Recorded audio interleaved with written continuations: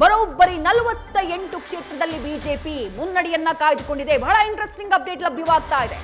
Muslim ಪ್ರಾಬಲ್ಯವಿರೋ ಕ್ಷೇತ್ರಗಳಲ್ಲೂ ಕೂಡ ಕಮಲ ಕೇಕೆ. 12 ಕ್ಷೇತ್ರಗಳ ಪೈಕಿ 7ರಲ್ಲಿ ಕಮಲ ನಾಯಕರು ಅಂದ್ರೆ ಬಿಜೆಪಿ ಅಭ್ಯರ್ಥಿಗಳು ಮುನ್ನಡೆಯನ್ನ ಕಾಯ್ದುಕೊಂಡಿದ್ದಾರೆ. ಮುಸ್ಲಿಂ ಪ್ರಾಬಲ್ಯವಿರೋ ಕ್ಷೇತ್ರಗಳಲ್ಲೇ ಬಿಜೆಪಿ ಮುನ್ನಡೆಯನ್ನ ಕಾಯ್ದುಕೊಂಡಿದೆ. ಮುಸ್ಲಿಂ ಪ್ರಾಬಲ್ಯದ 12 ಕ್ಷೇತ್ರಗಳ ಪೈಕಿ 7ರಲ್ಲಿ ಬಿಜೆಪಿ ಮುನ್ನಡೆಯನ್ನ ಕಾಯ್ದುಕೊಳ್ಳುವಲ್ಲಿ ಸಕ್ಸಸ್ ಆಗಿದೆ. ಅಲ್ಪಸಂಖ್ಯಾತರ ಮತವನ್ನು ಕೂಡ ಬಿಜೆಪಿ ಸೆಳೆದುಕೊಳ್ಳುವಲ್ಲಿ ಸಕ್ಸಸ್ ಆಗಿದೆ. ಇದು ನಮಗೆ ಸಿಗ್ತಾ ಇರುವಂತಹ ಲೇಟೆಸ್ಟ್ ಅಪ್ಡೇಟ್. ಅಲ್ಲಿಗೆ ನೇರವಾಗಿ ಸಂಗಮೇಶ್ ಸರ್ ಹತ್ರನೇ ಹೋಗ್ಬೇಕು ನಾನು.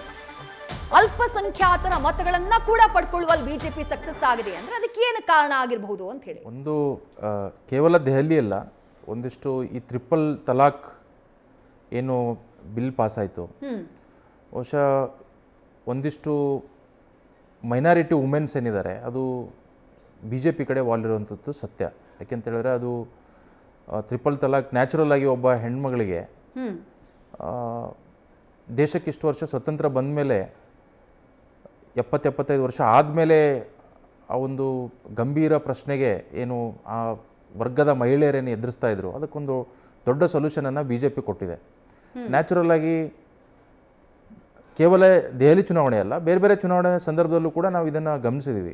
ಅಂದರೆ ಎಲ್ಲೋ ಒಂದು ಕಡೆ ಮೈನಾರಿಟಿ ವುಮೆನ್ಸು ಒಂದಿಷ್ಟು percentage of votes B J P favour ಆಗಿ ಬಂದಿರುವಂಥದ್ದು ನಾವು ಎಲ್ಲ ಕಡೆ ಚರ್ಚೆ ಆಗಿದೆ. ಹಾಗಾಗಿ ದೆಹಲಿಯಲ್ಲಿ ಕೂಡ ವಾಸ್ತವವಾಗಿ ಒಂದಿಷ್ಟು percentage of women voters, minority women voters B J P ಫೇವರಲ್ಲಿ ಹಾಗಾಗಿ ಅದು ಚುನಾವಣೆ ಎಕ್ಸಿಟ್ ಪೋಲ್ ಸರ್ವೇಲೂ ಕೂಡ ಆ ವಿಷಯ ಮುನ್ನಡೆ ಬಂದಿತ್ತು.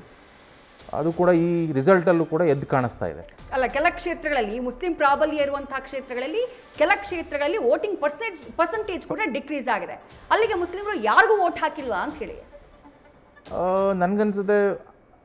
ವೋಟಿಂಗ್ ಪರ್ಸೆಂಟೇಜ್ ನೀವು ನೋಡಿದಾಗ ಅಂದರೆ ಕೆಲವೊಂದು ಸರಿ ಏನಾಗುತ್ತೆ, 1% 2% ದೊಡ್ಡ ದೊಡ್ಡ ಮೆಟ್ರೋಪಾಲಿಟನ್ ಸಿಟಿನಲ್ಲಿ ಆ ಕಡೆ ಈ ಕಡೆ ಆಗುವಂಥ ಚಾನ್ಸಸ್ ಇರುತ್ತೆ.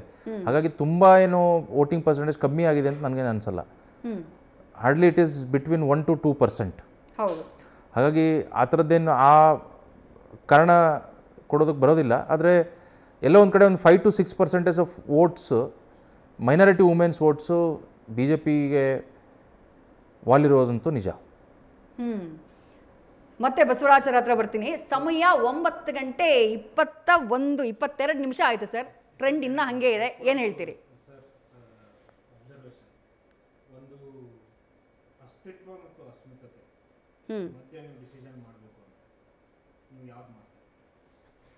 ಬಿಜೆಪಿಯ ಸರ್ಕಾರದ ಅಡಿಯಲ್ಲಿ ಮುಸಲ್ಮಾನ್ ಬಾಂಧವರಿಗೆ ಅಸ್ತಿತ್ವದ ತೊಂದರೆ ಇದೆ.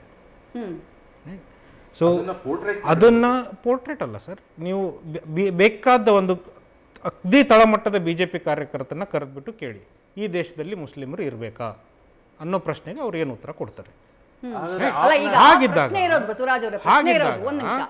ಮುಸ್ಲಿಮರು ಅವರಿಗೆ ನಾವು ಟ್ರಿಪಲ್ ತಲಾಕ್ ಅನ್ನುವಂತ ಒಂದು ಚಾಕ್ಲೇಟ್ ಕೊಟ್ಬಿಟ್ರೆ ನಮಗೆ ಅವರು ವೋಟ್ ಹಾಕ್ಬಿಡ್ತಾರೆ. ನಾನು ಹೇಳಿದ್ದೇನು, 12 ಕ್ಷೇತ್ರ ಮುಸ್ಲಿಂ ಪ್ರಾಬಲ್ಯ ಇರುವಂತಹ ಕ್ಷೇತ್ರ. ಮುಸ್ಲಿಂ ಪ್ರಾಬಲ್ಯ ಇರುವಂತಹ 12 ಕ್ಷೇತ್ರಗಳ ಪೈಕಿ 7ರಲ್ಲಿ ಬಿಜೆಪಿ ಮುನ್ನಡೆಯನ್ನ ಕಾಯ್ದುಕೊಂಡಿದೆ. ನಿಮ್ಮ ಹತ್ರನೇ ಕೇಳ್ತೀನಿ, ಏನು ಕಾರಣ ಬಿಜೆಪಿ ಮುನ್ನಡೆ ಕಾಯ್ದುಕೊಳ್ಳೋಕೆ? ಸೊ ಅದಕ್ಕೆ ಅದೇ ಹೇಳ್ತಾ ಇದ್ದೀನಲ್ಲ, ನಾನು 10:30 ಬಂದ ಮೇಲೆ I would rather fight on the numbers, right? 10:30ವರೆಗೂ ಈಗ ಒಂದೊಂದು ಬಾಕ್ಸ್ಗಳು ಓಪನ್ ಆಗ್ತಾ ಇದೆ, ಒಂದೊಂದು ರೀಜನ್ ಇರುತ್ತೆ, ಒಂದು ಬೂತ್ ಇರುತ್ತೆ. ನಾವು ಕೌಂಟ್ ಮಾಡಬೇಕಾಗಿರೋದು ದೆಹಲಿಯಲ್ಲಿ ವಿಧಾನಸಭಾ ದೊಡ್ಡ ಇದ್ದಾವೆ, ರೈಟ್? ಸೊ ಅಲ್ಲಿ ಕೌಂಟ್ ಆಗಬೇಕಾಗಿರೋದು 250ರಿಂದ 300 ಬೂತ್ಗಳು, ರೈಟ್? ಸೊ ಅಷ್ಟು ಆಗಬೇಕು ಅಂದರೆ 14ರಿಂದ 18 ರೌಂಡ್ವರೆಗೂ ಅಲ್ಲಿ ಕೌಂಟಿಂಗ್ ನಡೆಯುತ್ತೆ.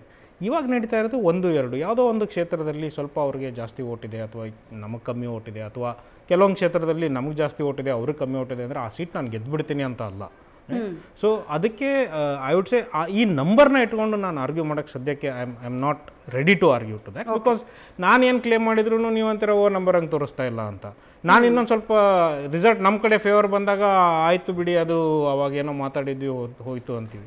So let's not get into that debate that ಇಷ್ಟು ಬೇಗ ನಾವು ಕನ್ಕ್ಲೂಸಿವ್ ಆಗಿ ಇವರೇ ಸರ್ಕಾರ ಅಂತ ಹೇಳೋಕ್ಕಾಗಲ್ಲ. ನಂಬರ್ 2 ಇಸ್ ದ್ಯಾಟ್ ಈ ಸರ್ತಿ ಚೇಂಜ್ ಆಗ್ತಾ ಇರೋ ಚುನಾವಣೆ, because at this point of time ನಾವು ಏನು ಡಿಸ್ಕಸ್ ಮಾಡ್ಬೋದು ಅಂದರೆ ರಾಷ್ಟ್ರದಲ್ಲಿ ರಾಜಕೀಯ ಯಾವ ಕಡೆ ನಡೆದಿದೆ. ಬಿಕಾಸ್ ಇವಾಗ ನಾವು ಚುನಾವಣೆಗಳನ್ನು ನೋಡಿದರೆ and what I am happy about is because ನಮ್ಮ ವೋಟ್ ಸ್ಪ್ಲಿಟ್ ಆಗ್ತಾ ಇಲ್ಲ into others R Congress. Because ನಾನು ಅಲ್ಲಿ ಚುನಾವಣೆ ನೋಡಿದ್ದೀನಿ, ನಾಮಿನೇಷನ್ ನೋಡ್ಕೊಂಡಿದ್ದೀನಿ.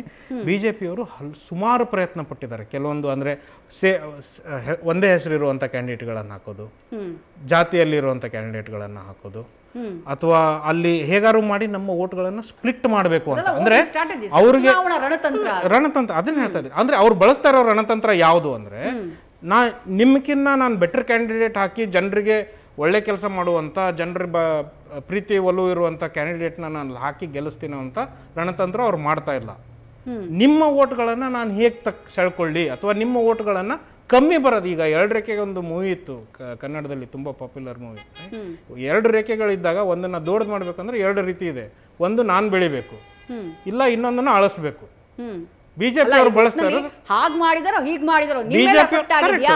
ಅಲ್ಲ. ಇದು ಯಾಕೆ ಅಂದರೆ ಬಿಜೆಪಿ ಅವ್ರು ಬಳಸ್ತಾ ಇರೋದು 2ನೇ ತಂತ್ರ. 2ನೇ ತಂತ್ರ ಬಳಸಿದಾಗ ನಮ್ಮ ರಾಜಕೀಯ ಸ್ತರದ ಕುಸಿತ ಆಗುತ್ತೆ. ಅವ್ರ ಅಧಿಕಾರಕ್ಕೆ ಬರ್ಬೋದು, ಆದರೆ ರಾಷ್ಟ್ರದ ರಾಜಕೀಯ ಸ್ತರ ಕುಸಿತ. ಅಪ್ಡೇಟ್ ಇದೆ ಸರ್. ಮಾಜಿ ಸಿಎಂ ಅರವಿಂದ್ ಕೇಜ್ರಿವಾಲ್ಗೆ 1500 ಮತಗಳ ಹಿನ್ನಡೆ. ಕಳೆದ ಹೆಚ್ಚು ಕಮ್ಮಿ 1 ಗಂಟೆಯಿಂದ 1 ಬಾರಿಯೂ ಕೂಡ ಅರವಿಂದ್ ಕೇಜ್ರಿವಾಲ್ ಮುನ್ನಡೆಗೆ ಬಂದಿಲ್ಲ. ಆಮ್ ಆದ್ಮಿ ಪಕ್ಷದ ಘಟಾನುಘಟಿ ನಾಯಕರ ಹಿನ್ನಡೆಯಲ್ಲಿದ್ದಾರೆ.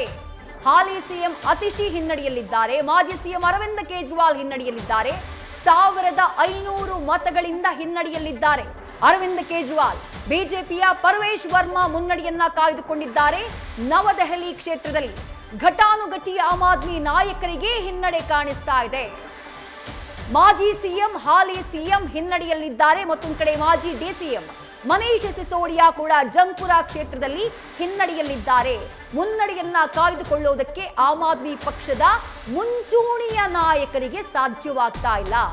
ಬಸವರಾಜ್ ಸರ್, ನಾನು ಆಗ್ಲೇ ಡಾಕ್ಟರ್ ಸಂಗಮೇಶ್ ಅವ್ರಿಗೂ ಕೇಳ್ತಾ ಇದ್ದೆ, ಈ ರೀತಿ ಪಕ್ಷದ ಘಟಾನುಘಟಿ ನಾಯಕರು, ಪಕ್ಷದ ಸಾರಥ್ಯವನ್ನ ವಹಿಸಿಕೊಂಡಿರೋರು, ಪಕ್ಷದ ಫೇಸ್ ಅಂತ ಹೇಳಿ ಗುರುತಿಸಿರುವವರು, ಅಂಥವರೇ ಹಿನ್ನಡೆಯಲ್ಲಿದ್ದಾರೆ ಅಂತಂದ್ರೆ ಇದು ನಾಯಕತ್ವದ ಮೇಲೆ ನಂಬಿಕೆ ಹೋಗಿದ್ಯಾ ಅನ್ನುವಂಥ ಪ್ರಶ್ನೆ ಮೂಡಲ್ವಾ ಜನರಿಗೆ ಅಂತ ಹೇಳಿ.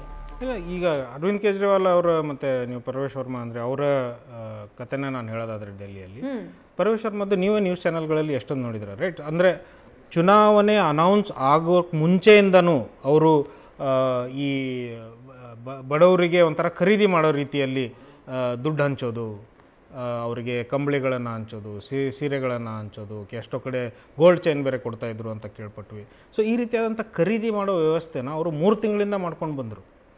ಚುನಾವಣೆ ಅನೌನ್ಸ್ ಆದ್ಮೇಲೂ ಚುನಾವಣೆ ಆಯೋಗ ಅವರಿಗೆ ಫ್ರೀ ಹ್ಯಾಂಡ್ ಕೊಟ್ಟು ಅವರಿಗೆ ಆಮ್ ಆದ್ಮಿ ಪಾರ್ಟಿ ಕೂಡ ಎಷ್ಟೋ ಚುನಾವಣೆ ನಡೆದಂಥ ಸಂದರ್ಭದಲ್ಲಿ ನ್ಯೂಸ್ ಚಾನಲ್ ನಾವು ನೋಡಿದ್ದೀವಿ. ಆಮ್ ಆದ್ಮಿ ಪಾರ್ಟಿ ಕ್ಷೇತ್ರ ಯಾರು ಯಾವ ಎಲ್ಲ ಕ್ಷೇತ್ರದಲ್ಲೂ ಯಾವ ಕ್ಷೇತ್ರದಲ್ಲಿ ಏನು ಕೊಟ್ಟಿದ್ವಿ ನಾವು? ಅಂದ್ರೆ ನೀವು ಹೇಳ್ತಕ್ಕಂಥದ್ದು ವೋಟರ್ಸ್ ದುಡ್ಡು ತಗೊಂಡು ಓಟ್ ಹಾಕಿದಾರೆ ಅಂತನಾ ಸರ್? ವೋಟರ್ಸ್ ಅದನ್ನ ನಾನು ಹೇಳ್ತಾ ಇಲ್ಲ. ಅಲ್ಲಿ ಚರ್ಚೆ ಬಂದಿದ್ದು ಪರ್ವೇಶ್ ವರ್ಮಾ ಮತ್ತು ಅರವಿಂದ್ ಕೇಜ್ರಿವಾಲ್ ಅವರು ಏನು ನಡೀತಾ ಇತ್ತು ಆ ಒಂದು ಸೀಟ್ ಬಗ್ಗೆ ಚರ್ಚೆ ನಡೀತಾ ಇದ್ದೀವಿ.